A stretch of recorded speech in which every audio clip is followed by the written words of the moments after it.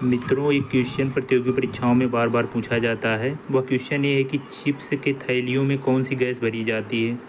ठीक है, और चिप्स की थैलियों में कौन सी गैस भरी जाती है। देखिए, चिप्स या नमकीन की थैलियों में भी कौन सी गैस भरी जाती है, क्वेश्चन बार बार पूछा जाता है। देखिए, क्वेश्चन पूछा है यहाँ पर, आलू के चिप्स प्लास्टिक के थैलों में संकुलित किए जाते हैं, उसका कारण क्या है। नाइट्रोजन वातावरण में, हाइड्रोजन वातावरण में, ऑक्सीजन वातावरण में, आयोडीन वातावरण में।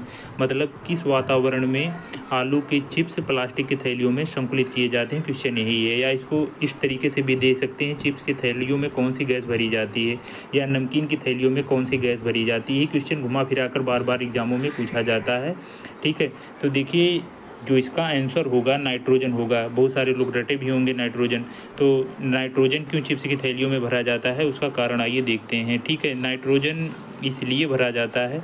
देखिए, नाइट्रोजन, एक मिनट यहाँ पर देख लीजिए। जैसे लेज का चिप्स है, देखिए यहाँ पर लेज का चिप्स है, और ये जो इसकी संख्या है चिप्स, इसमें 7-8 होते हैं, लेकिन बहुत ज़्यादा फूला रहता है, लगता है बहुत भरा हुआ है, लेकिन भरा नहीं होता। भरा क्या होता है, नाइट्रोजन गैस भरी होती है। ठीक है,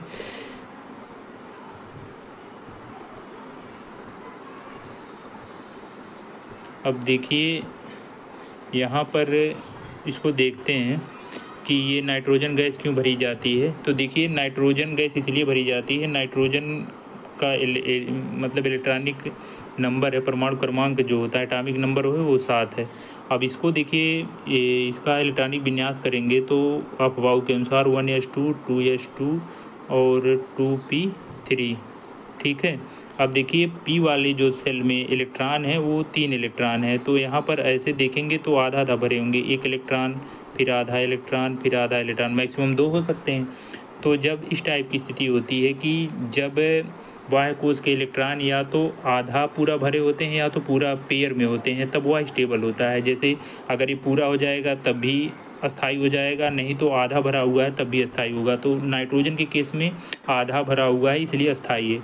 तो देखिए, इसी अस्थायित्व के कारण वायुमंडल में क्या है कि ये तो प्लास्टिक में जो आलू होता है या नमकीन होता है उससे रिएक्शन नहीं करता है कि अस्थाई हो गया। अस्थाई जब कोई चीज़ होता है तो रिएक्टिव नहीं होता है।